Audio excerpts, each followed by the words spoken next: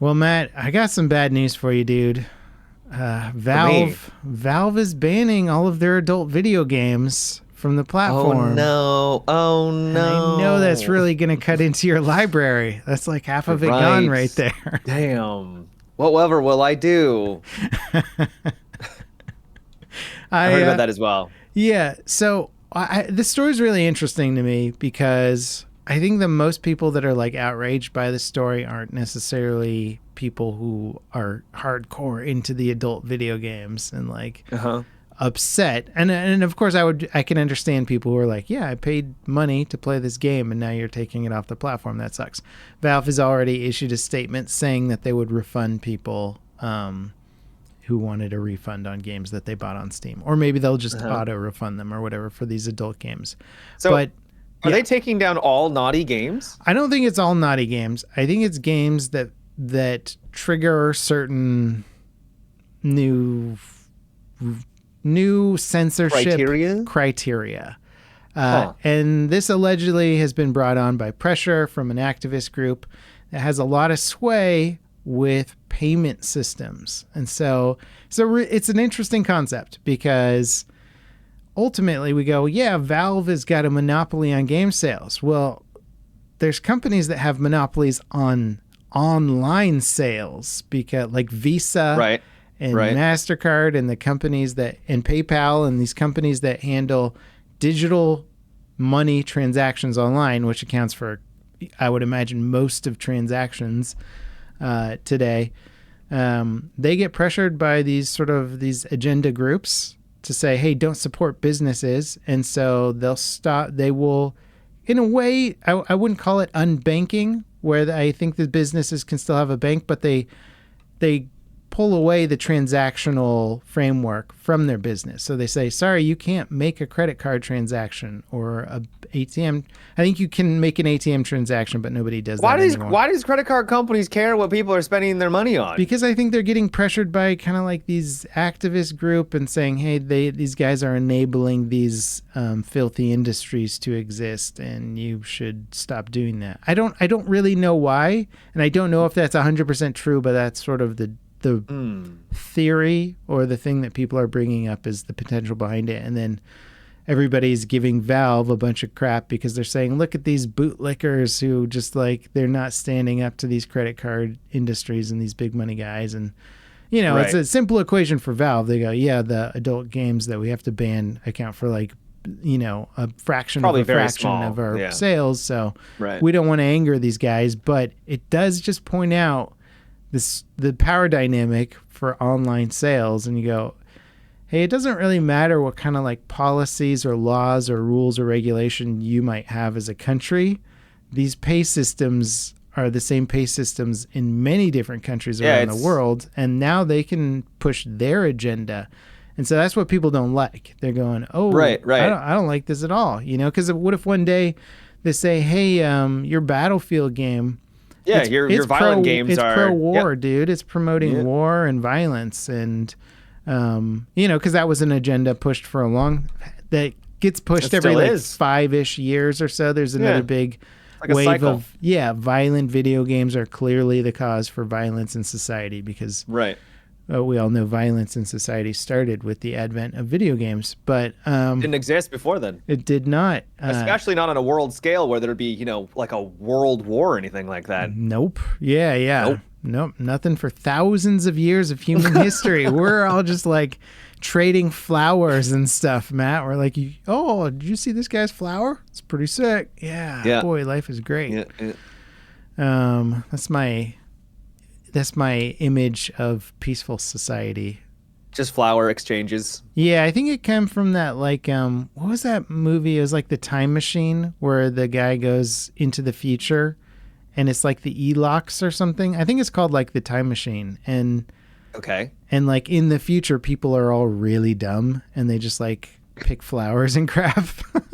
And they're like, isn't life wonderful? And then there's like these that does sound nice if everyone's just picking flowers and being nice to each other. That sounds lovely. Yeah. Maybe not the dumb part, but They've regressed into basically peaceful cavemen or whatever. Ah, okay. Well, Total sounds lovely in its own total way. tangent, but yeah, what do you think about these money systems controlling our agendas, bro? Yeah, it's interesting because like you could go into certain shops, I'm sure, and still use your MasterCard or Visa or whatever to buy your fun toys and stuff like that. Are they also going into those shops and be like, no, you can't sell these things anymore? Well, I don't want to speak to this on fact too much because I haven't done the research. Yeah, But you don't know. Yeah. I know with like certain things like in the US when they legalized marijuana, that was a big deal. But those institutions that sell the dispensaries or whatever, I think most of them still cannot use Visa and MasterCard to do transactions. Because they don't want that business or whatever. Right. So it's sort of this thing that it's legal, but now they can't use what we consider to be legal tender, essentially, to transact. Yeah, because when I associate Visa and stuff, because you're right, they're a private company and they can do what they want with their company, right? But a lot of people don't associate a credit card with the company. They associate it with, this is a way for us to spend our money, my money, right? Yeah. The money that I've earned. It's not your money, it's my money. Even though technically you're using their money for a credit card. But you get what I mean, right? Yeah. And so definitely feels weird to me. I'm not someone, even though I know you insinuated at the beginning that I buy a bunch of naughty games. I don't buy that, but at the same time I feel like, why are you limiting someone's freedom as long as they're not doing something nefarious to hurt other people? Like, for the most part, I'm usually okay with people and adults doing things that they want to do. Well, and also our legal system, which we, will vote for policy, will elect people who we want to represent our policy. That's how the democracy is supposed to work, is now being overridden by private companies to a degree, right? Because we go, we have all decided that these games are okay to sell on this platform. How would you even go about buying? Okay, well, I think what it's going to do is it's going to open up another online market that you can only buy games through whatever, Bitcoin or whatever, something that's not regulated. And that's where the naughty games will be sold or whatever.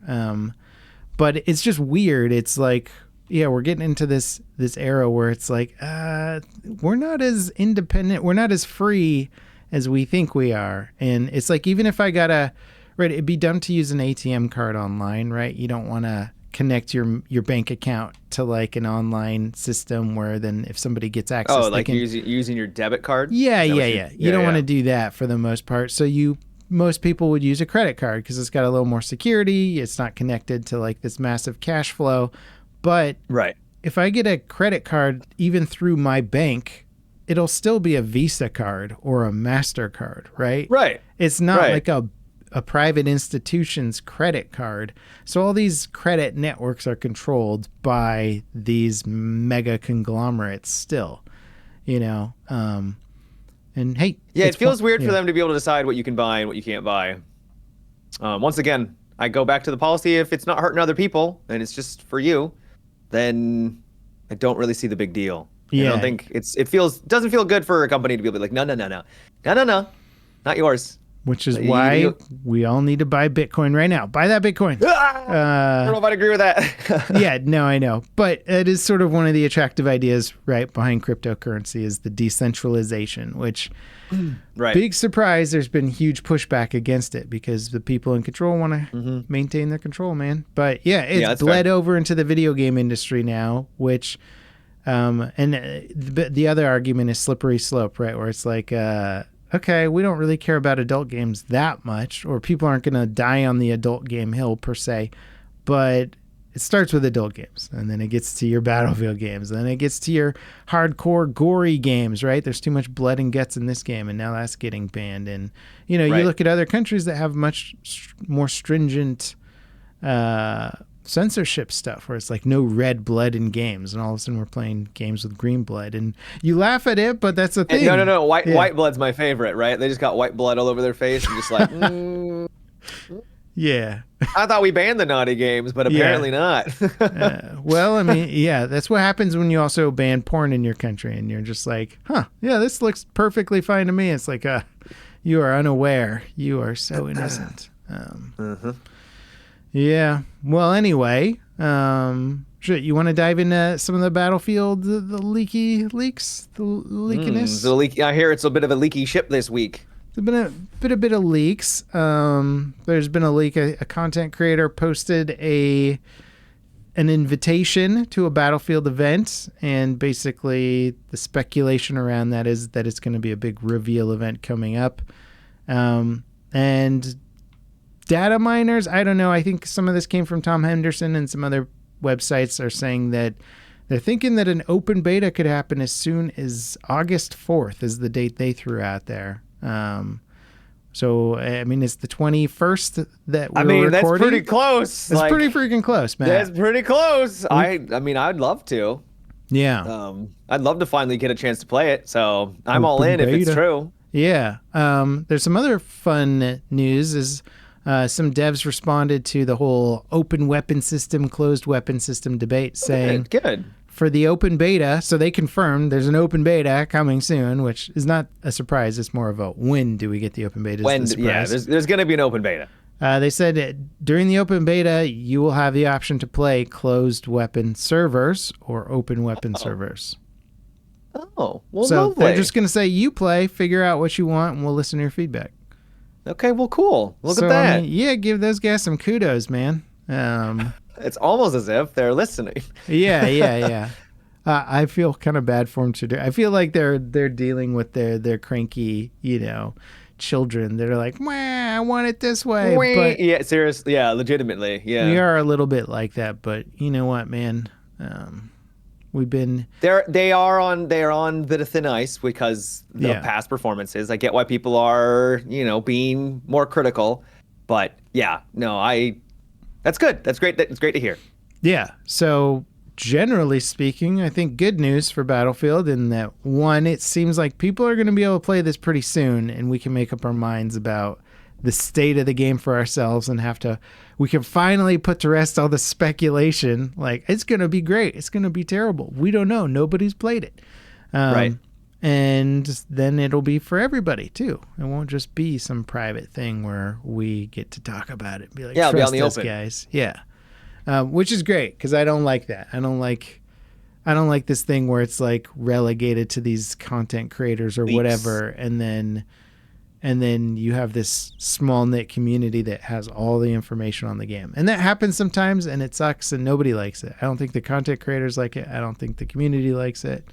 So it's good that it seems, assuming the leaks are correct, it seems like we'll be getting open beta for everyone, hopefully in the very near future. Well, I'll keep my fingers crossed. Yeah, because I want it.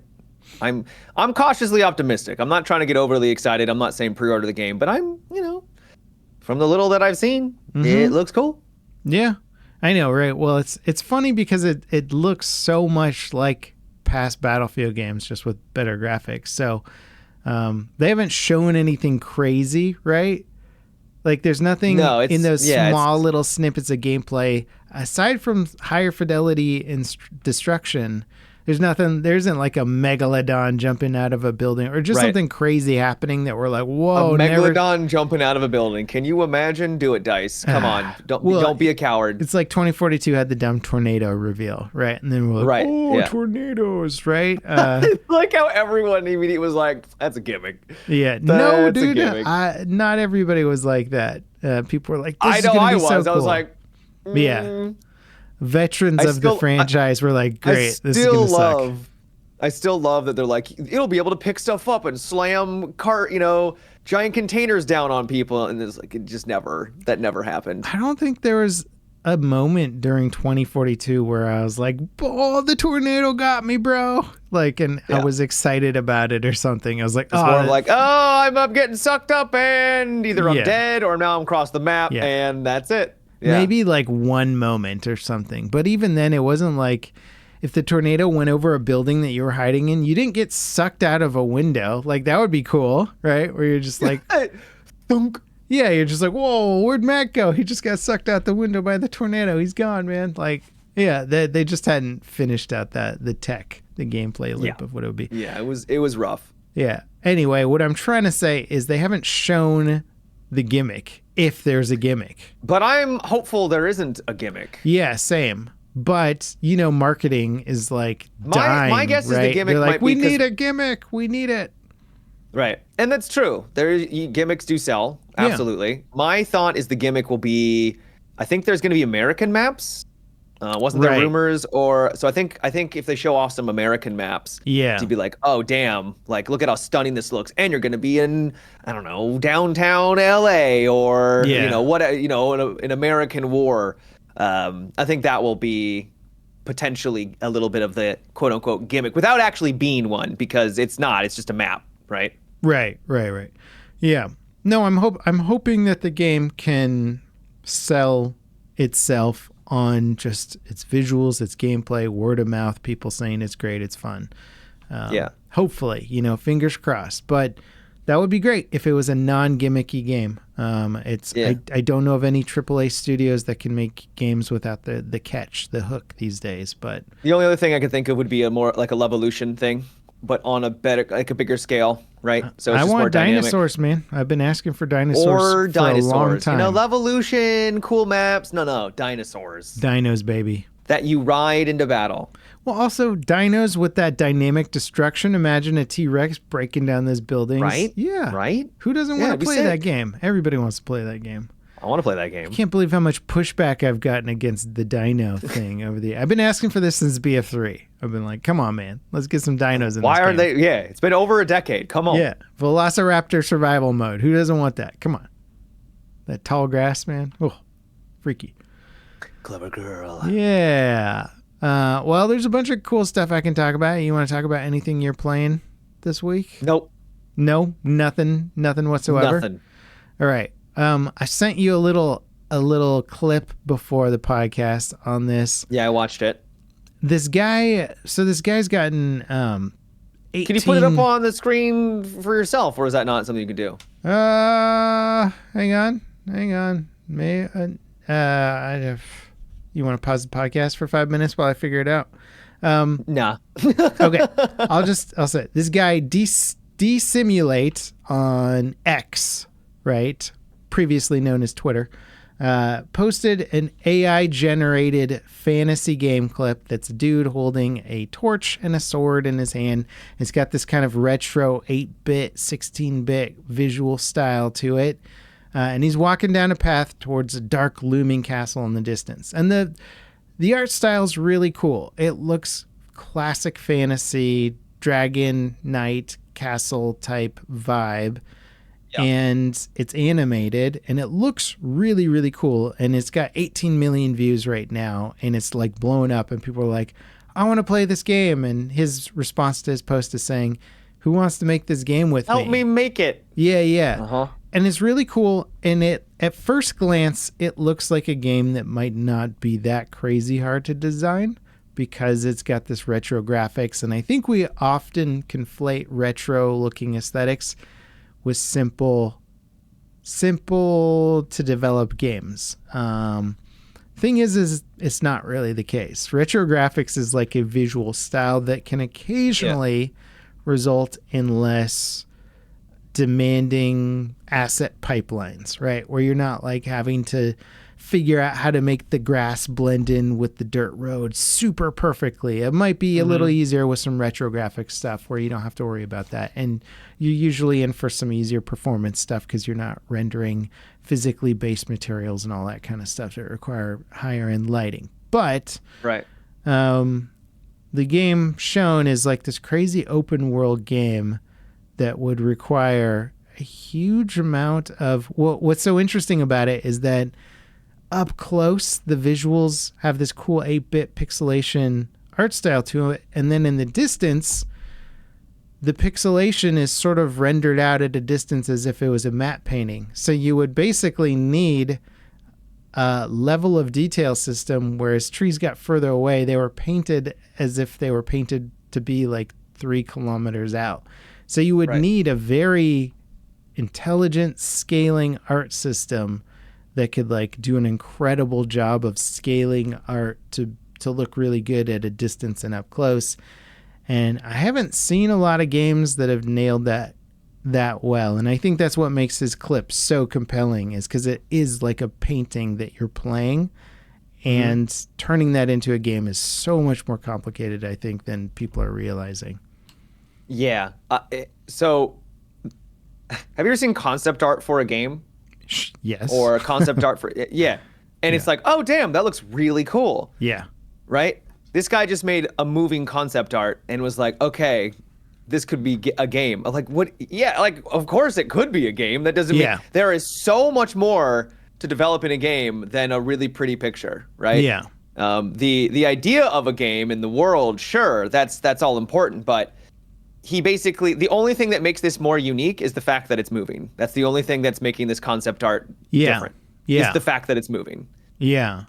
But the interest that it's generated, I find it interesting because usually AI is fully derivative, and this is mostly derivative, but it's derivative in a way where it's showing a game concept that I haven't really seen exactly before. You could say it looks like Daggerfall, like one of the older Elder Scrolls game that was developed with old school graphics that look like this. But if you compare it to Daggerfall, like it's a very old game that doesn't look this good. So it's like a thing where AI is taking things that exist and combining it in a way where the concept feels new and feels unique and original. And we might be in store for a bit more of that, where people are able to concept a game using AI and then get a good response from people and then go, okay, these people are loving this. Let's build this game now. You could use it to convince a publisher to maybe give you the money to make a game, assuming you had a good dev team in a studio that knew how to do it, but right. And there's also nothing that's copywriting this AI imagery to this one dude, so you can just look at it, and if you have a studio up and ready to go, just take that idea, much like what happened with the Unrecord game, which became two kids rushing to make Body Cam, and then they got a whole bunch of sales on Steam because they copied a concept that was not exactly ready for production. It was just them testing out some ideas and posting the visuals of what a game could be.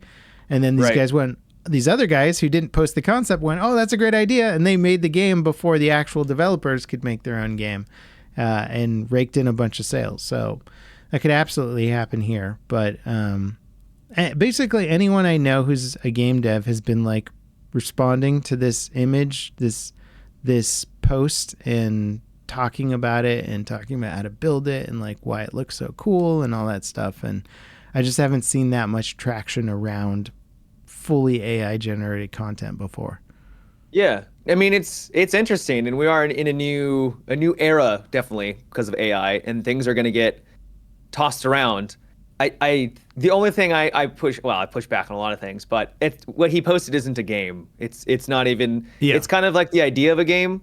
And everyone's probably got all these different ideas of like what that, because this is what's so beautiful about art, right? Is the fact that you insert your own ideas of what that art means to you. Sure. And so when people see this movement and like it's a moving art piece now because the AI does the movement, it's like, oh, what style? Oh, this could be a extraction game. This could be like kind of like a it's an open world game in my mind, but right. For you somebody else I was chatting, they're right. like, oh, I thought this would be a linear game where you just go down this path to the castle and then fight the bad guy. Exactly. Yeah. Right. I was thinking like Dark and Darker. That's why I said extraction. So like, and then how would it play? Is this you come up? Is it real time? Is it a is it how does the combat work, right? Like there's so much to this, and people already have their ideas about like what that would mean. Yeah. And it's so totally that's what's great about art. But and often, and I think what happens so much is, especially going from concept art to the game, is the concept art looks amazing and has all this cool stuff, but it doesn't take into account how it needs to play. And often the restrictions of how it needs to play to be fun or fair or balanced or whatever start pulling away from that original concept because they have to, because they go, oh, we just can't do it like that. Otherwise, it's not going to be fun. If we see this guy at 300 meters, or we're having firefights at this range, or there's a giant dragon that can demolish an entire village, like that doesn't work into our game design. Like the player's not going to have fun if that happens, or whatever. Right. And so the concept can portray an idea that is just really not practical or doesn't line up gameplay wise at the end of the day. And I would argue that like Star Citizen falls into that. That's actually exactly what I was thinking of. People have this idea of a game, but it's not actually that yet. And I've absolutely been burned by it, where Star Citizen showed this idea for a game, and they showed off cargo ships. And then they talked about how you're going to be able to run these cool cargo missions with these massive ships, and you might need a crew to help you load and unload and do these different things. And I'm imagining what that is in my head, and then the way that they implemented it was not how I imagined it. And I went, oh no, I don't like this. This is not how I wanted to do it. And yeah.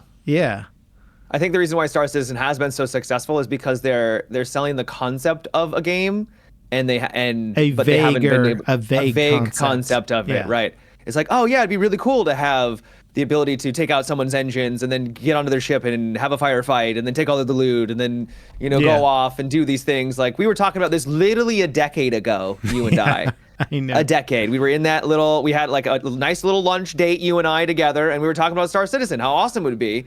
And we're still not there yet. It's still like they're getting there, but they're not there yet. And so I do think it's the concept of the game. And that's what brings you, it allows you to express your own imagination, but your imagination is going to be different from what the actual game is going to be at the end of the day. And so I think they're selling the dream of the game a lot. And it's fascinating to see the reality and or the pushback on these dreams not manifesting in the way that players imagined, where a lot of players are like, yeah, I'm going to buy my giant spaceship, and then they said I'm going to get all these AI guys to control it so I can just solo pilot a massive capital ship around the galaxy and do whatever I want. And that reality has been kind of shrinking and having all these little stipulations and clauses around it. And now those gamers are getting upset. They're going, well, I spent $1,000 buying the giant spaceship that I wanted to do that in, and now you're saying I can't do all those things. And so it's very interesting seeing CIG having to tightrope walk along these kind of vague concepts that got people to buy the game. And now they're saying, well, we can't just let anybody solo a capital ship around the galaxy. That would be hugely imbalanced. You're going, well, maybe you should maybe you should have made that more clear at the beginning, or develop I know people push back on me saying that the game should just come out and then that's how you make your money, but I get it. But it's also hard to be clear about every gameplay feature at the start, because literally you have to decide on that stuff while you're building it, and you need to keep the game flexible enough to go, hey, this idea we had at the start is not that fun. We need to change it up a little bit. That's a huge portion of game dev. So if you promise all these very specific things at the start and then you're like locked into basically an unfun game, then that also sucks, right? They could have also gotten away with this by not selling thousands of dollars worth of chips. But then we also wouldn't have Star Citizen probably, or anything. I mean, maybe not at this scale, potentially. Yeah. But yeah, if they hadn't pushed for the procedural planet stuff, I think that's what really sunk them, to be honest. They're just like, that one decision was like, you guys are good with another 10 years of development, right? Like, whoa, hang on, one sec. Yeah, if they had said procedural planets in exchange for 10 more years of dev time, I think the entire player base would have been like, let's just keep it spaceships. We'll just stick with that. Yeah, let's just have ships, please. Yeah, because I think they could have built the game without all that crazy tech if they just kept it to spaceships. Probably. Yeah. And in fact, we have a lot of other weird little games coming out now that are trying to do that at a smaller scale, give you that sort of spaceship crew experience. There's a jump ship game. Yeah, exactly. And they're kind of janky and stuff. I'm surprised that a medium-sized developer hasn't taken on the concept and just sort of tried to steal Star Citizen's thunder to a degree, where it might not be that crazy to try and do that, but I don't know. You're going up against a game that's eventually going to have a budget of $1 billion, Yeah, that's kind of hard to compete with. It's tough. It's a little tough. A game that is less concept-y and more definitely going to be a thing is this new Doom Fallout hybrid. Have you seen this at all?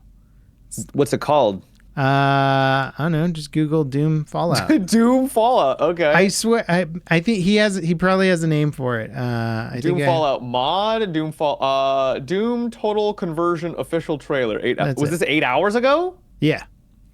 Oh, okay. It's recent. It looks really cool, dude. So basically, this guy took the what is it called? The GZ Doom engine, Easy Doom engine, one of those original Doom engines. It's like from the 1993 era of Doom, and they're making a Fallout game with the engine, and it looks really cool. Like he's well underway building this game. Is this a mod or is it a game? It's a total conversion, so it's technically a mod for the Doom engine, but I think it more or less has replaced everything in Doom with his own stuff. So Is he selling it? No, I don't think I don't think so. You couldn't sell it. You'd get sued by Right. Well, that's why I was like, okay, Yeah. Okay.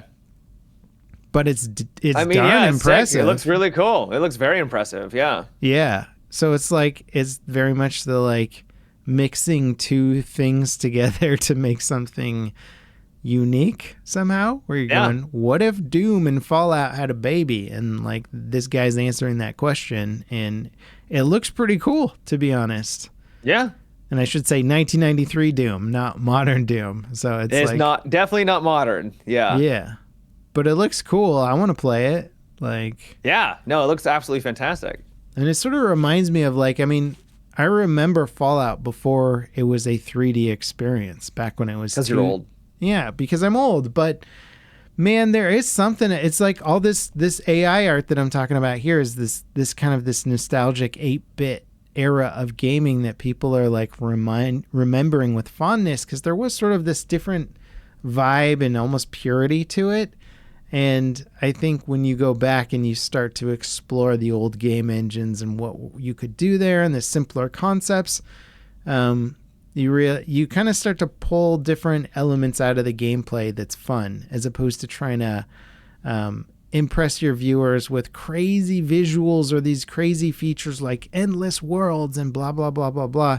You really have to focus on the minute-to-minute gameplay that is absolutely fun. And there's sort of a romanticism there, I feel. And I think that's why I'm attracted to these cool little mod projects and these indie ideas, because they got to make them fun, like right off the bat. They got to be fun at the core level, and they can't throw out these crazy features that only a major studio could promise. You know, they got to say, no, the game's just got a really cool style to it, and it's going to be fun, and we just have to deliver on that, you know?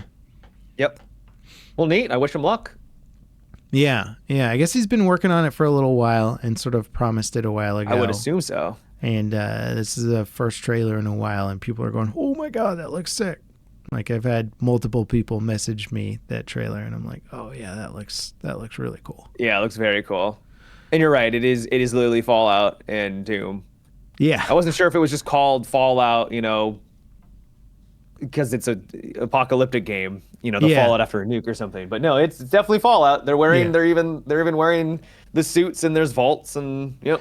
You know what's funny though, and I don't know, maybe this is just sort of the business mind of me talking, but this game doesn't have to be Fallout Doom. He could have like borrowed a lot of the visual aesthetics from Fallout, rebranded it, and made their own game. His own game, because it's a huge amount of work. Looks really great. And it's like, why are you calling it Fallout? You could just call it Apocalypse Doom or whatever you want to call it, and then sell the game and make some money, and then support the game and make sequels and DLCs and all that stuff. But but they've already the Fallout in particular has done all the heavy lifting when it comes to setting and they've done the research, and they've made and set up the world, so it's easy just to be like, well, I'll just take that world because it works. Yep, it's hard to make it yourself. And also, this person might not be getting any press or publicity if it was just here's an apocalyptic Doom mod, right? So it could be a play to get a little recognition, and then maybe a partnership or something, down the road. Yeah. And I'm also thinking from like, I want a sustainable business model, but other people might be thinking from like, hey, I made bank as a programmer, and now I just want to chill and make my fun. I was going to say, this projects. literally just could just be a hobby, right? Yep. Not everything needs to be monetized. I Yep. know. Well, yeah. I'm thinking more sustainability I as hear you. opposed to like, hey, okay, this is a cool project, but what happens at the end? Like, you've got nothing to show for it. But anyway, yeah. What'd you think about? So, did you see SkillUp's announcement about his video game website? No. Okay. So this is interesting. So I like SkillUp. I've met him in person. He's been around forever covering video games, and he really, I think, established himself doing video game reviews and kind of video game news, and that evolved He does a really good job with his reviews. Yes, he does really in-depth reviews. He doesn't race to get them out before everybody else. He makes sure that he puts in the time, and he's built a very loyal fan base because of that, I think, where Yeah. other people are trying to get stuff out earlier because it works with the algorithm more, and like he's the one guy who's like sticking to his guns and being like, no, I'm going to take the time. I may not agree with him on like everything, but at least he explains and like gives examples of what he likes and doesn't like, right? And it's like, oh yeah, I may not agree, but you totally articulated yourself well, and I like that. Well, that's because you're a mature adult who can like well, somebody. Let's not go that far now. Like something and not have to agree with every single opinion, Yeah, but right. The internet these days is like, one review I didn't agree with, unsubscribe. You're like, okay. Yeah, it's like, okay, you were looking for validation, you weren't looking for reviews. Yeah. So, anyway, SkillUp announced that he's doing a video game news site. And what's interesting about this, because I mean, there's tons of video game news sites out there. We can get our video game news from Reddit, from a website, from wherever. He's going to make a site that is, his plan is to have no sponsors for it, so that it can remain as independent as possible with as little bias as possible and not have ads on the site and all this other stuff going on, which sounds great. It sounds like a Star Trek vision of the future. Where's the money come from? Donations? So subscribers. Okay. But you Do you will have to be able subscribe to actually view it? No. I think you will be able to get a certain amount of content without subscribing, and then some content maybe behind the subscription wall. And I think it'll be more like encouraged to subscribe to sponsor the website or something like that. I love the idea, but I have seen a lot of talk about sort of like, I don't know about if this is going to work in terms of a business model. Because a lot of people are like, I love SkillUp. I love the job he does. But am I going to pay money to go to a website and read video game news when it's been made free? I mean, SkillUp offers his reviews for free on YouTube, right? So I can go watch a SkillUp review on YouTube.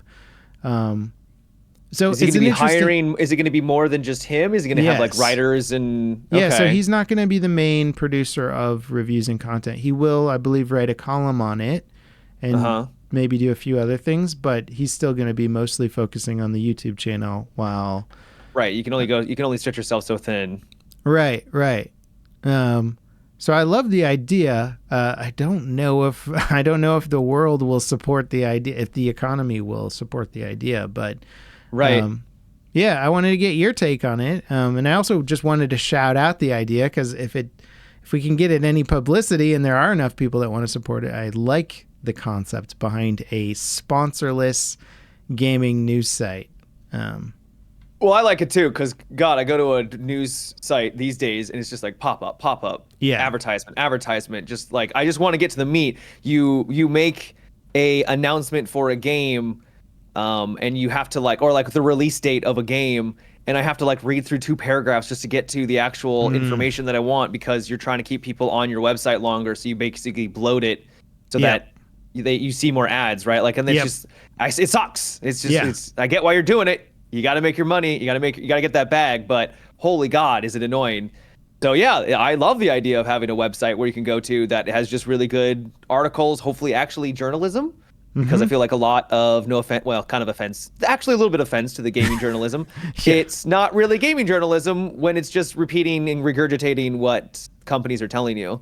So it'd be nice to have something that's and when you have it mixed, when you have real journalism, which I will defend the bigger news sites like IGN and GameSpot and whatever. They'll hire real writers, real gamers to go out and play games and write a review, but then that'll be intermixed with something that is definitely a sponsored article on like a game reveal or a game release or whatever.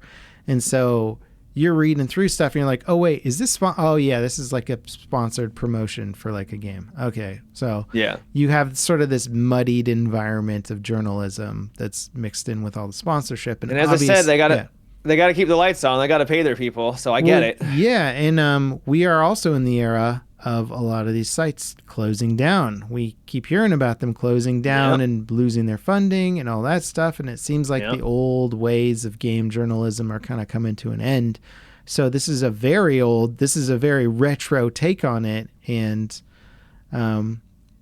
it's interesting. I wish them all the luck. I'm not going to pretend that I don't have my doubts about the viability of the business model, because it does require a lot of people to become subscribers for, but I hope it is viable. And yeah, me too. It's got to stick to its guns too, is the other thing, right? Because you can, like, so many companies have done this, and I'm not saying that SkillUp is thinking about this, but it's like a potential for down the road. If, say, he sold the company or somebody else took ownership, is like you build a company on an idea and then sell it to somebody else who's got a different agenda. It may not have been super profitable. Yeah. Yeah, exactly. It's like the whole open AI thing, supposed to be this free AI thing that's publicly available, and then they went private. We've got like Discord is like, I guess they've been losing money endlessly, and you're like, well, they've got to turn that product into something else. Everybody loves it because it's not some overly monetized piece of software, but it might turn into that someday. So with a news site like that, I could see it having a lot of growth potential, but then what's stopping potentially it from being sold, right? And turning into something else. So that's also a skepticism or a danger I have about a business model like that. But I like it. Who knows? We need some oases, some beacons. Well, I wish him luck. I love the idea of it. I think it's great because modern day gaming websites they're fine. They're okay. You know, they do what they need to do, but they have their own issues. For sure. And it's a more traditional way of ingesting the content too. And I like a good article from time to time, man. Yeah. As opposed to watching Matimio's review of grocery. I'm not a game journalist. Yeah. No. I am by no means a game journalist. Well, I mean, don't say by no means. You've made reviews on stuff before, and it's really just a credential at the end of the day. But when I hear, so I guess I just have this other definition of what a journalist is. Like when I think of a journalist, I think of someone who's going out and like, you know, getting the scoop, right? Yeah, getting the information. And that's, I don't think reviewing a game makes you, I mean, I guess in a way it does make you somewhat doing a journalistic, you know, you're reviewing something, which is good. Yeah. But I guess I just always have this different idea of what a journalist means. And, And gaming journalists, they do. There's some really great people out there that actually like investigate. But Jason Schreier, you know, who's got a long history of investigating and knowing people in the industry and getting stories and talking to people, like that would be gaming journalism. That's exactly.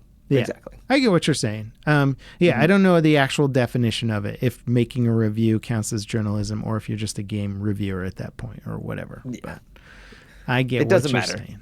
At the end of the day, it doesn't actually matter. Semantics, man. We're all just talking on the internet about stuff we love. Yeah. Speaking of talking on the internet about stuff we love, so I thought this was kind of funny, and I actually don't know where I stand on it, but it's always funny when CEOs blame somebody for their failures or their game failures. The Ubisoft, I think this was their CEO or somebody. Oh no! What did Ubisoft do now? Well, so Star Wars Outlaws did not perform as well as they were hoping, which I don't think is a huge surprise. Right. Yeah. And he blamed it on the choppy waters of the Star Wars IP, which I actually think is not the most unfair excuse, Yeah, to be I don't honest. think so either. Yeah, yeah, he may not actually be 100% wrong on that. Well, it made me think because from a game level, I heard a lot of decent things about Star Wars Outlaws, where people are like, I beat it. it's pretty cool, it's pretty Yeah, competent, but when you use the Star Wars IP, you're banking on people loving Star Wars so much to come in and take their Star Wars love and their idea of the universe, and that kind of heightens the experience, and you pay for the use of that IP, yep. probably pretty substantial with Star Wars, Yeah, I can only imagine. to do that. And he was saying like, yeah, it wasn't financially a great success because we paid for this big IP that was in the dumps when the game came out, because there was there still is a lot of anti-Star Wars sentiment for just the way the franchise has been handled over the years, and people not really enjoying a lot of the shows that are being produced. And so the game comes out in the middle of it and they're like, it's a Star Wars game, and people are like, Star Wars, Right.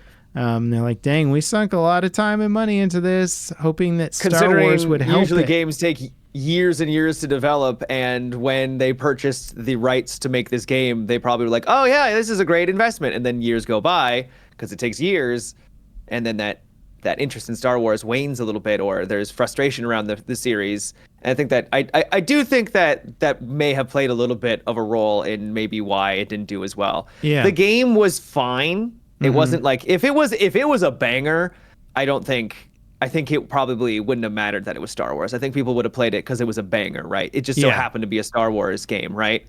It unfortunately didn't rise to those heights. It was an okay game.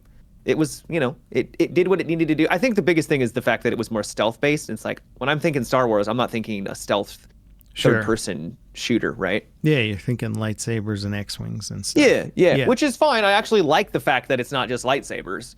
But to counter his point, there clearly is interest in Star Wars still, because like you get Star Wars Battlefront 2.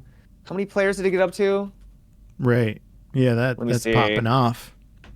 That ancient game. Yeah.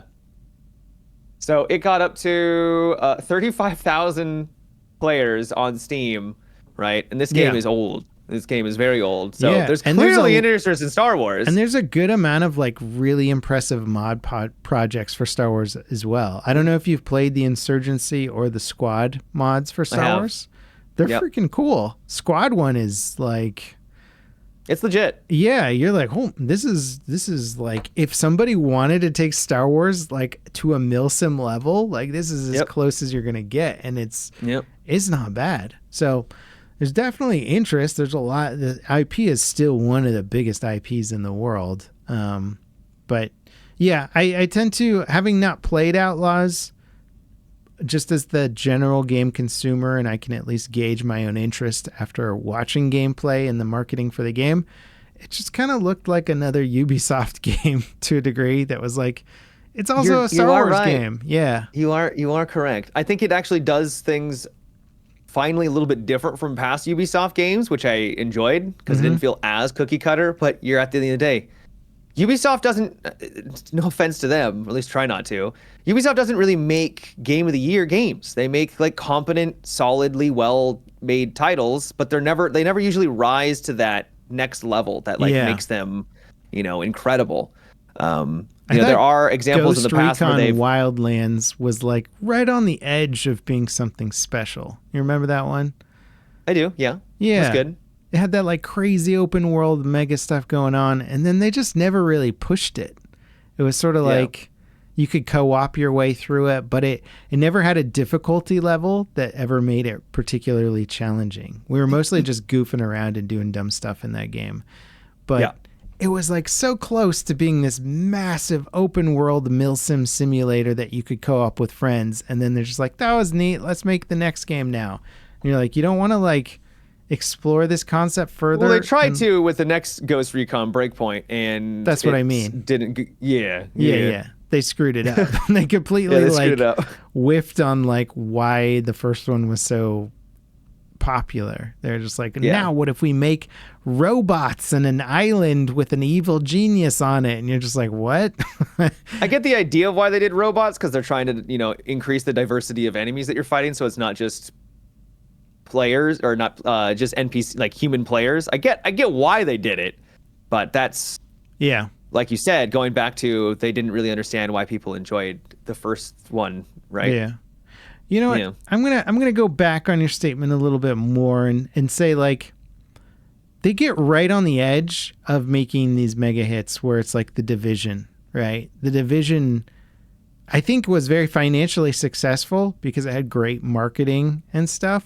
But and the concept was cool, but they didn't really they again delivered what ultimately became kind of a generic Ubisoft game at the end of the day, right? You're like, yeah, it's not really doing anything crazy. So you're like, they got these cool concepts and then they like seem to water them down a little bit, right?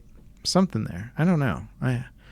Well, I don't want to, like I said, because I know people that work at Ubisoft and they're good people and they're working hard, but like yeah, but we can talk about games separately from that to a degree, right? They make good games. They just I don't know. They just when was the last time a Ubisoft game was nominated like a big Ubisoft project was nominated for Game of the Year? Yeah, I don't know. I mean, I guess Siege is like one of the best things that they've done in like a long time. Yeah. But I don't know if that ever got But awards. now that's 10 years old. Yeah, it's pretty old. And like, yeah, the Assassin's Creed games have been staples, but I can't think of any that I was like blown away by per se. They've all been like competent and you get the production quality that you expect. Yeah.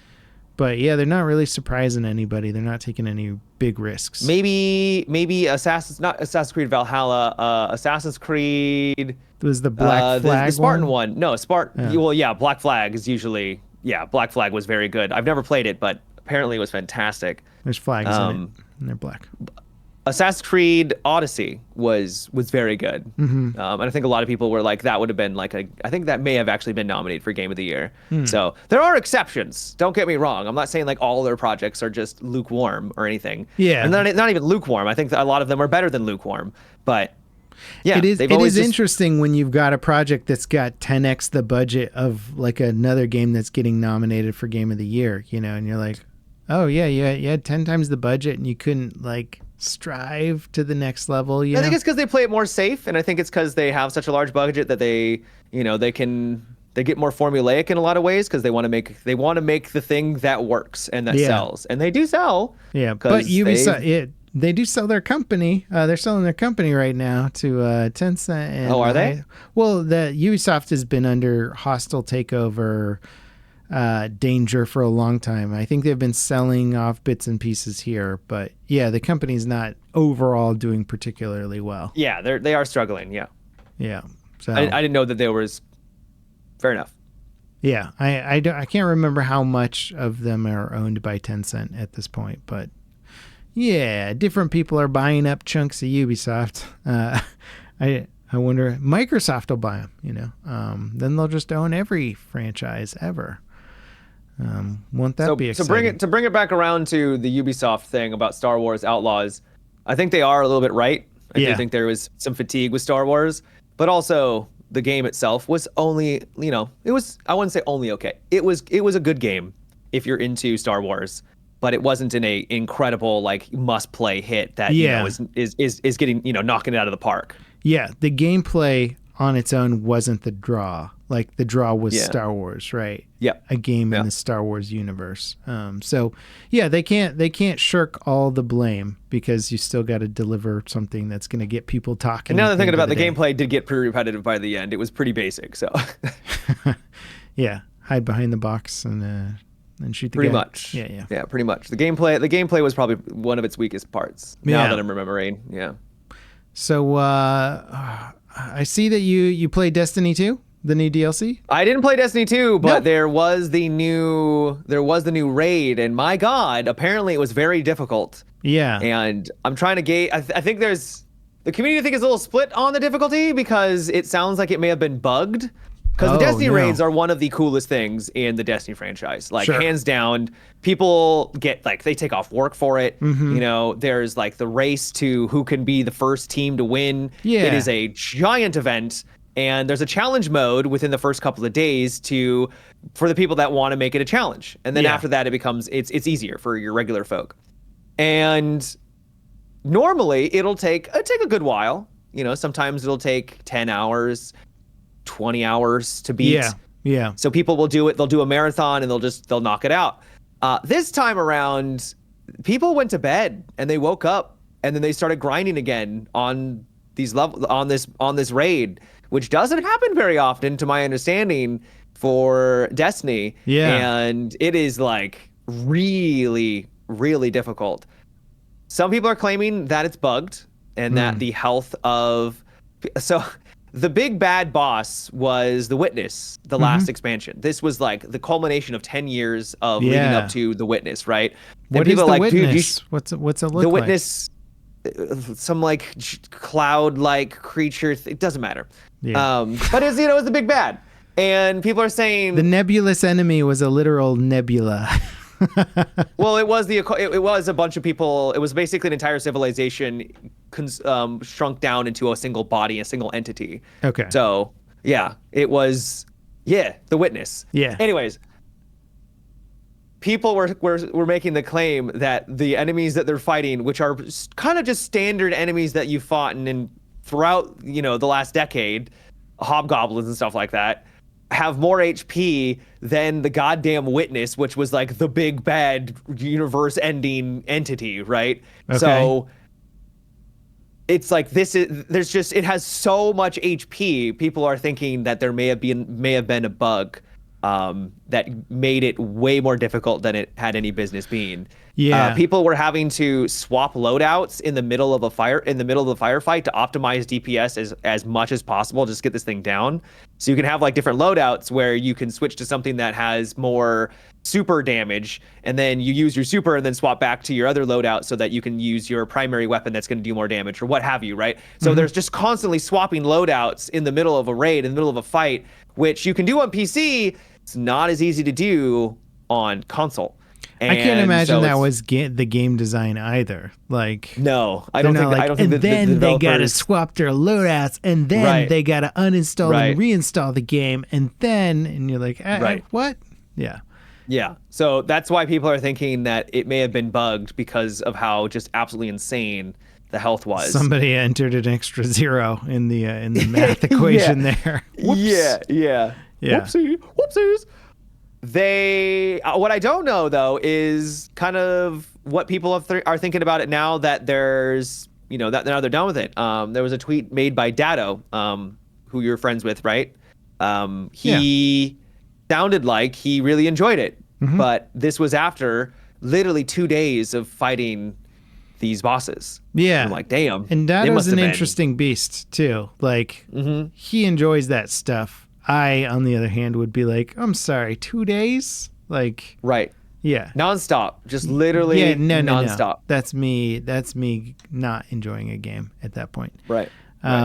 So yeah, to each their own, and I can respect those kinds of crazy challenges. And for somebody, I mean, Datto is Mr. Destiny to a degree, where he's played it so much and knows everything about it that having an insane challenge like that might be extremely appealing to somebody who's that obsessed with the franchise. Where if you're not that obsessed and you're like, yeah, I'd love a raid that I can finish, that might be on the downside. I think what some people are criticizing is that this is only just for like the best of the best of the best, and you have to be like the cream of the crop with your buddies who are all just absolutely cracked out to be able to finish the raid and complete it.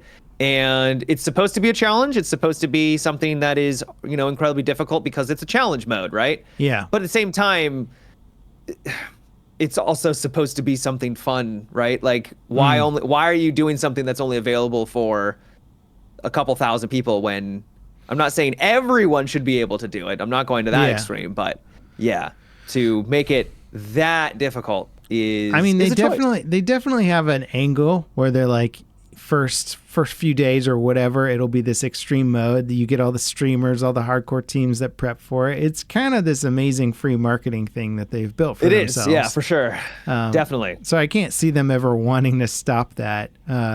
I did read up on this, and I covered this in a story where, compared to the last DLC, they were at like a third of their concurrent player counts this time around. Yeah. So it's sort of the Destiny's not doing very well. The Destiny flame is starting to dwindle. It's not to say that the player count was small. I still think they Got up to 100,000. Yeah, but comparatively, we're seeing that chart go down over time, which you would expect for most franchises. But for a live service game like Destiny, their kind of objective is to maintain semi-steady or grow or whatever. Right. I think the last 3 expansions they got up to on Steam 30 or 300,000 concurrent, I believe. Yeah. So to go down to 100,000 it's a drop.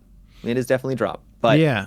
Kind of an expected one, so, because as we were just saying, the last DLC or last expansion was the end of an era, and people are now off of the ship like they were with Marvel. You know, once Endgame arrived, they're like, all right, I'm done. Cool, thanks. I'll be back. Maybe not. And for a lot, it was not.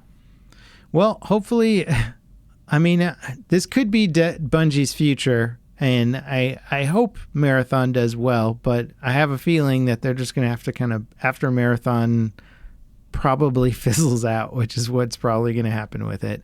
They're just going to be like, Destiny 3 is coming up, guys. I mean, yeah, Aren't they basically excited? will have to make, yeah, pretty much. And I think there would be huge excitement for Destiny 3. Sure. They're like, yeah.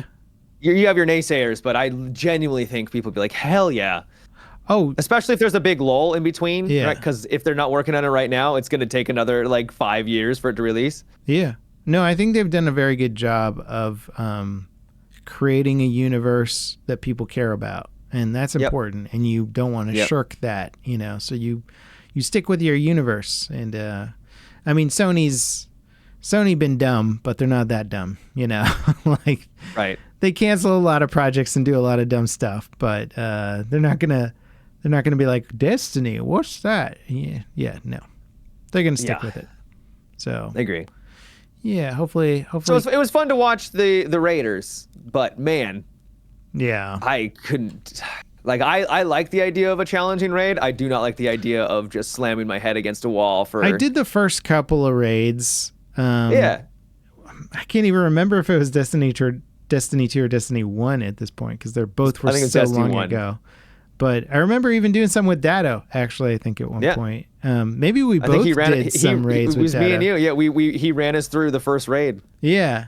And it was cool, you know, but it was after 4 or 5 hours of like doing raid stuff, you're sort of like, all right, I need to like stretch and like just not look at the screen for a second. Yeah. Yeah, 2-day raid. No, thank you. No, thank you. That's getting back into that like crazy MMO territory that I'm happy to put behind. And there's me. MMOs that are even longer than that, right? Yeah. Like this is just outside the norm for most Destiny raids, because they don't normally take this long, from what I remember. Mm-hmm. Gosh, can you imagine if your life was like that dude where you're like on call, where you're like, oh, the base is getting sieged, I gotta jump online and defend the fort for my guild or whatever, you know? Like, okay. Yeah. I don't know. I think about that sometimes because people take MMOs that seriously. And oh yeah. It's like, oh man, that's such a dedicated gamer lifestyle, and I'm just like, I couldn't do it. But I'm also semi-envious of people that can focus that much on a video game.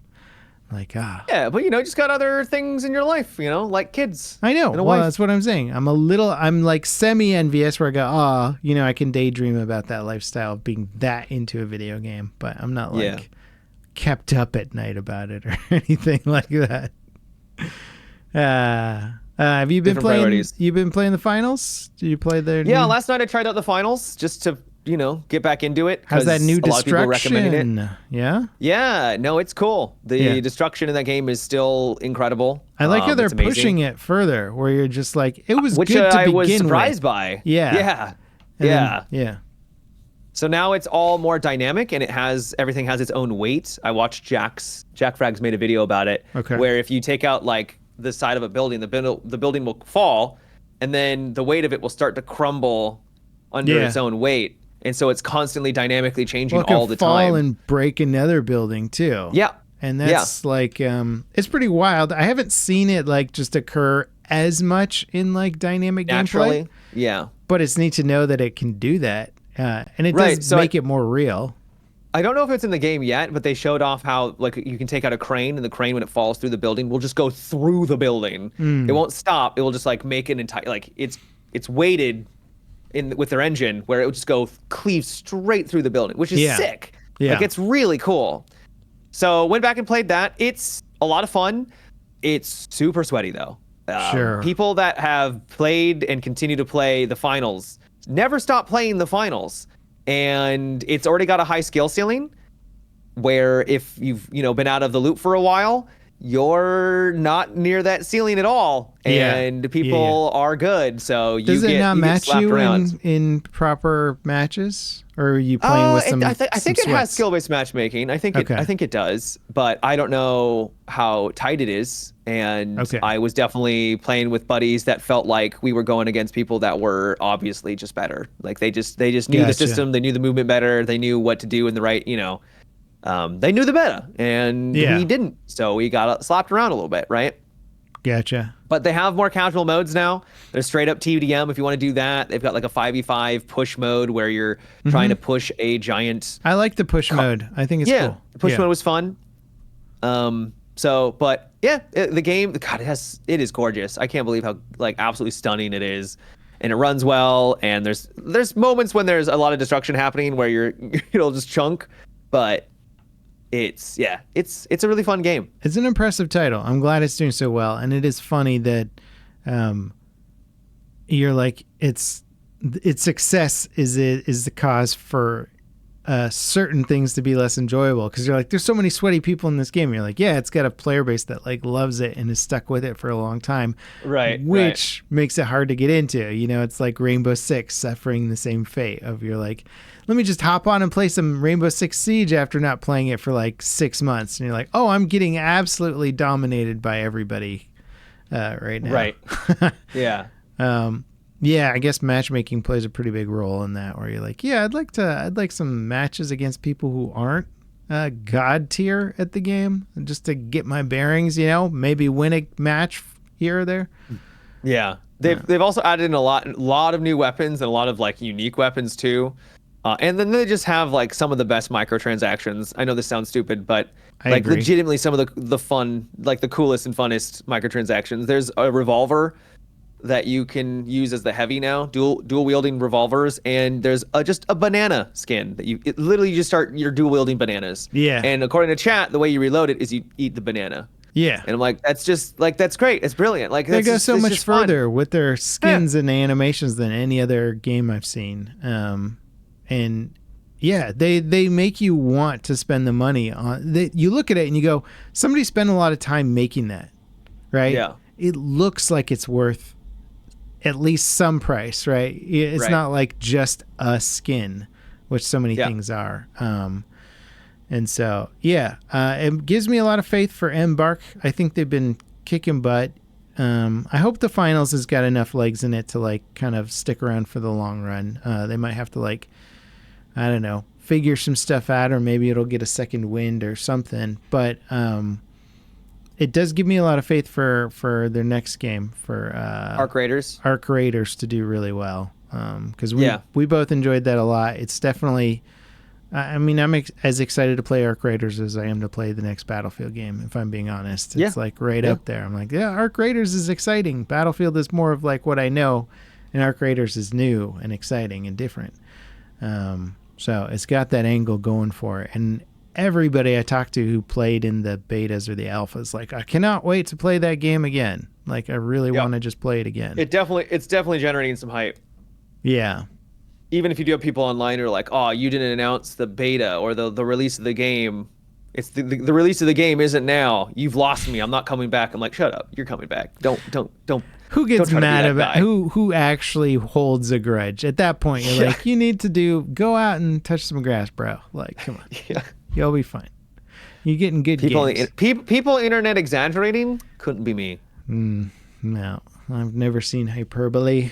Never seen it online. I also played Helldivers 2 and War Thunder. I played War Thunder for the first time, and I wasn't sponsored. I had people come in and are like, are you sponsored? I'm like, no, I'm just trying it. I just wanted to. Tom, Tomographic, he he's like, wow, I think you might be the first content creator to play War Thunder without a sponsorship. I'm like, I'm just trying the game.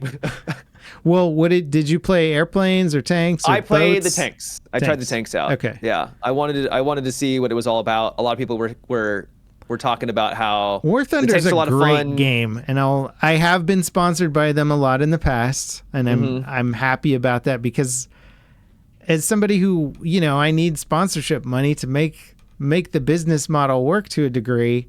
It's always nice when you get sponsorship for a game that you actually really enjoy playing. And so, Okay. Yeah, I've played a bunch of War Thunder, both sponsored and not sponsored. We used to play it a little bit together way back in the day. Do you remember that?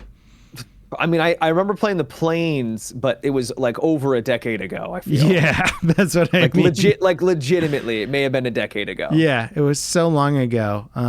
But it's a solid game. I went in deep with War Thunder, and then I went pretty hard with World of Warships as well. Yeah.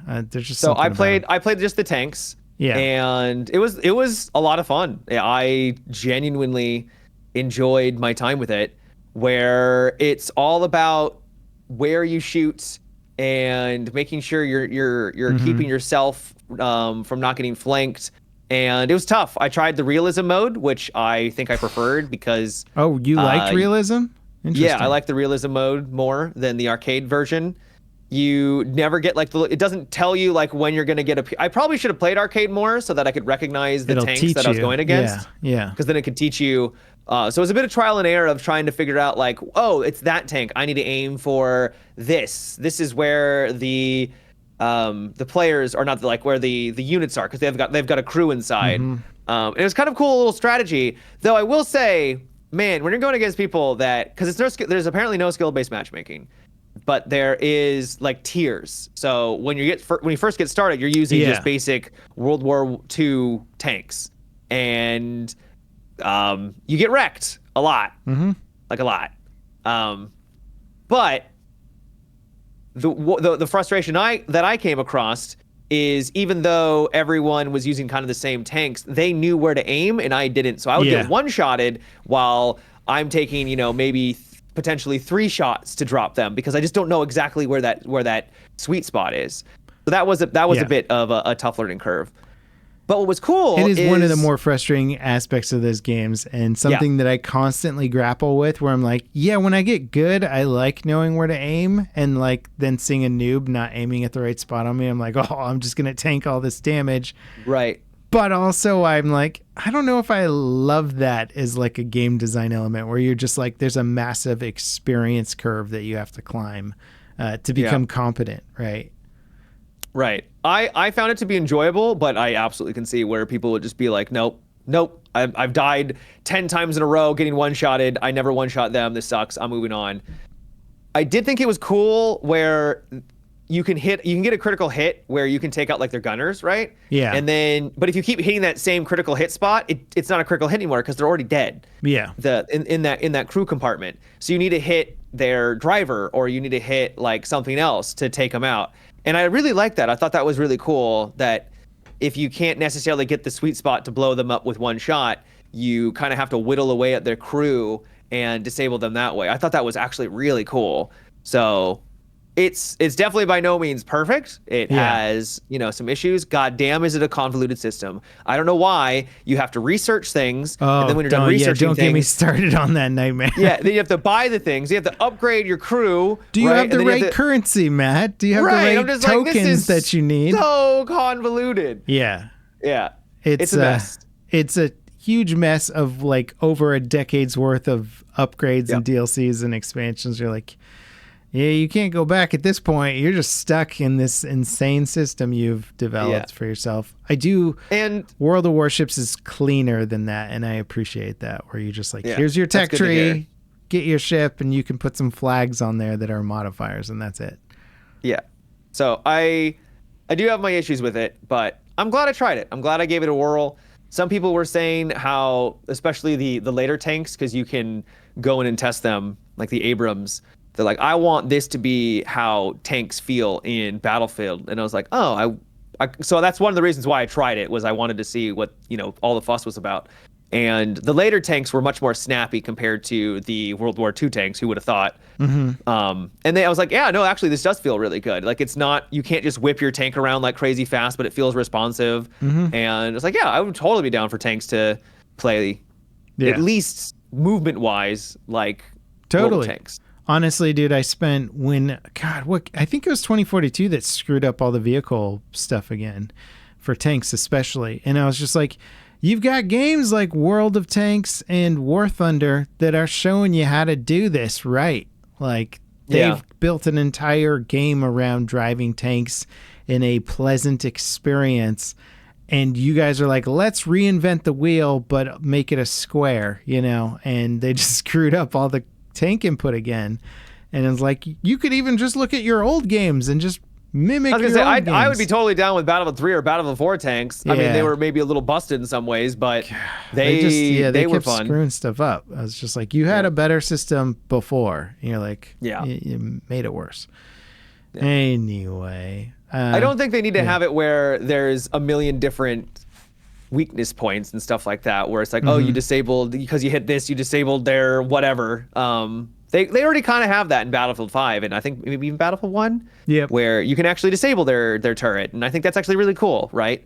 But it doesn't need to be as nuanced as World of Tanks. No, for sure. Well, what's nice about BF5 or BF1 is you can learn the system pretty quickly, and BF1 or at least one of those games will they'll tell you like, oh, you did engine damage for shooting it there, and you're like, oh, cool, that's a weak spot. I understand, it did more damage. But at least you're doing damage. Yeah.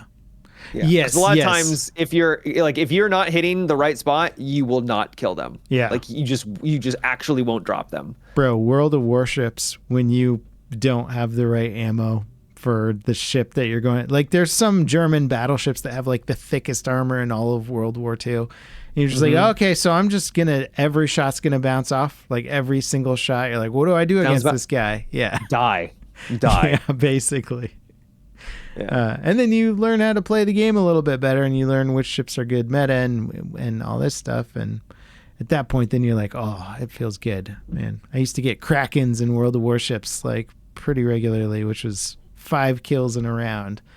And when you're in a game that's I think there are 12v12s, I want to say, for the size. That's pretty impressive. It's pretty good. That's pretty good, yeah. Especially in a really slow moving game where you're like, I just have to beat this guy like in a 1v1 situation. They're fun. I want to go back, actually. I want to go back and play some World of Warships. It's been a little while, and they've made some engine upgrades, and I got a nice 4K monitor to see my torpedoes in all their 4K glory now, you know. I was the Bane. Just don't get too sucked in. Yeah, I know, man. I was a destroyer main, and I just enjoyed it too much. Being those pesky destroyers. You know what? I've been watching Ballard. Did you hear about Ballard? Nope. Well, I was thinking it's an Amazon show. Detective show, but it's a crossover with that other detective show that you like. Yes, that I loved. Yeah. What's the other guy's name? I forgot his name. Bosch. So Bosch is in the show. He makes some cameo appearances. But it's about a different detective in the same or an adjacent precinct or whatever. And it's good. I don't know, man. Detective shows. I can just keep watching these things endlessly. I went from Department Q, which is literally a cold case detective show, to Ballard, which is literally another cold case detective show. You know what's fascinating is, so this Bosch, I love Bosch. I legitimately think it's a great show. Yeah. But so they had Bosch, and then there was Bosch Legacy.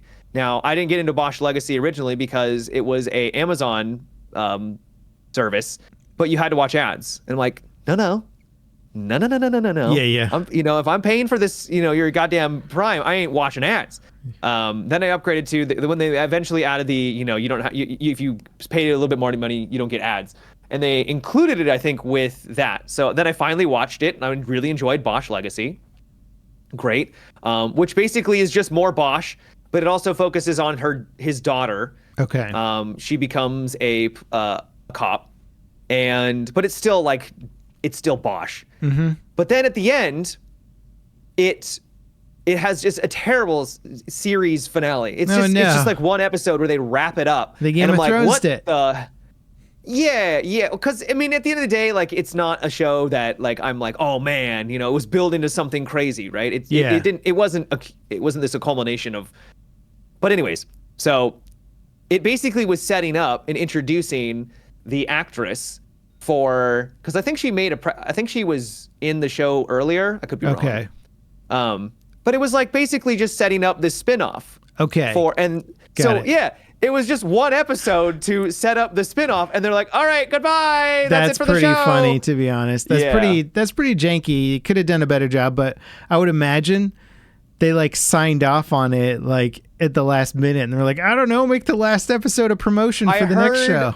I heard that they had more plans for Bosch Legacy, and then the funding just got cut or something. Yeah, which is weird that they would do that and then have a spinoff, and then apparently the spinoff is super successful and everyone loves it, and then to announce a season 2 for that. I'm like, well, then why didn't you just... Clearly people are enjoying this formula because you're doing it again. Yeah. So very strange.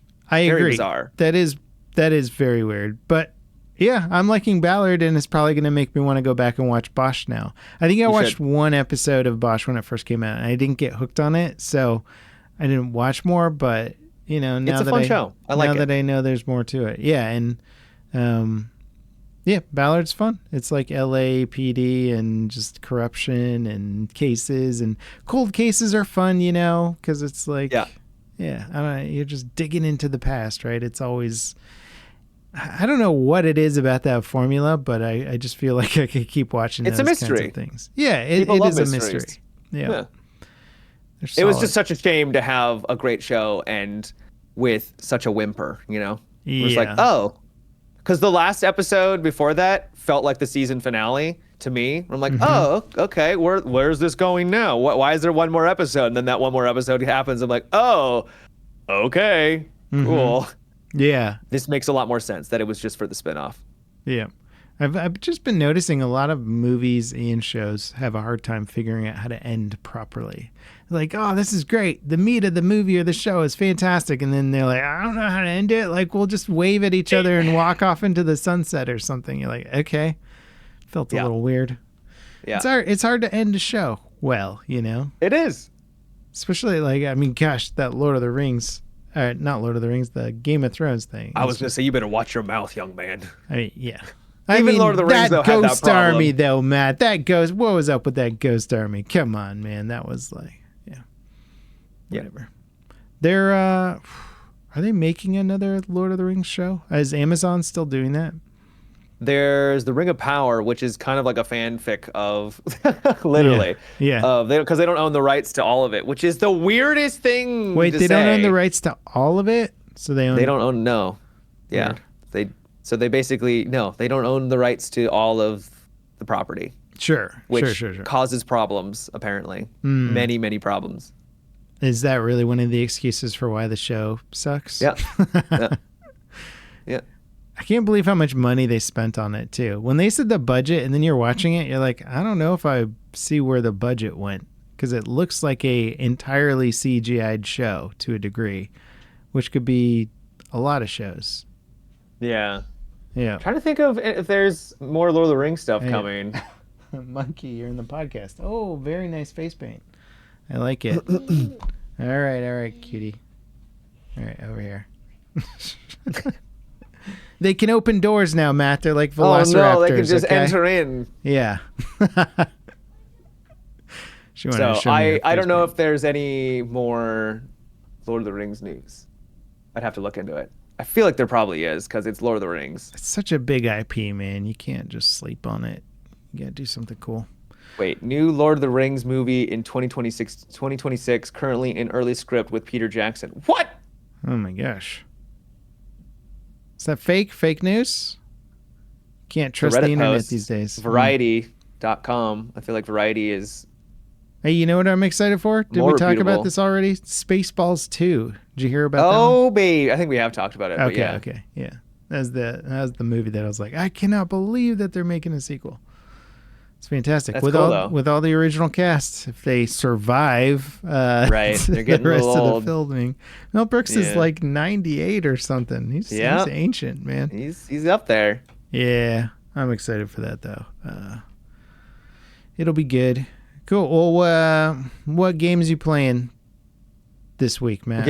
What games am I going to be playing this week? There's the Wildgate beta. Or no, not Wildgate beta. It's releasing, I think, tomorrow. Oh, yeah. But, so That looked interesting. yesterday, if you're watching the podcast on Wednesday. Yeah, I'm actually very curious about that because it's funny because it kind of does a lot of the stuff that I want from like Star Citizen, but it's in this like cutesy format, of like animals in space. Animals in space. Yeah. So it looks really cool. There's what is it called? The Fallen Feathers, Wu Chang Fallen Feathers, which is kind of a Souls-like, which I'll probably dabble into. Mm-hmm. So that'll be hopefully fun. There's, So there's some games. Cool. I don't remember all of them, unfortunately. No Probably worries, should make man. a list. I know. Well, you're kind of like seat of the pants streamer. You just get on and you're like, oh, no, I'll play this. Boom. Who needs a schedule? Not me. You're not going to let a schedule control your life. You're just going to let Exactly. Yeah. If I'm going to ruin my own life, it's going to be on my own terms, right? Yeah. All right. You want to wrap up the podcast there? Yeah, sounds good. All right. Well, I didn't really intro us today, so I'll outro us. Thank you guys so much for watching the podcast. And if you want to support the podcast further and watch our live recordings on Monday, in which nothing goes wrong whatsoever, ever, check out our Patreon in the video description. It's a good way to support. Otherwise, you can always just watch the podcast when it drops on Wednesdays. Give us a like, subscribe, do all that fun stuff. And Matt, regardless of whether or not you are a Patreon member, will always give you some extremely important advice. My important advice is don't hyperanalyze everything people say and communicate with you. Have you ever had that moment where you're like, man, they said something this one way and I took it one way, and it's like in reality they didn't mean it that way? Yeah, don't do that. Don't just sometimes people say things maybe not the way they intended. It always happens around something important, like a job interview or a first date or something like that, where you're just like, what did they mean when they said this thing? Yeah, it's like they didn't mean anything by it. It's just sometimes people just say things. Yep. Very hard to get out of that mindset. I find distracting is the way I get out of there. I go, okay, I'll play a video game, I'll watch a movie, I'll do something. It's usually the only thing that gets me out of there. Yep. So good advice. Don't hyperanalyze everything. You'll be all right. Yeah. Cool. Well, I like it. All right, guys. Thank you so much for watching, and we'll see you next time. Peace out. Take care.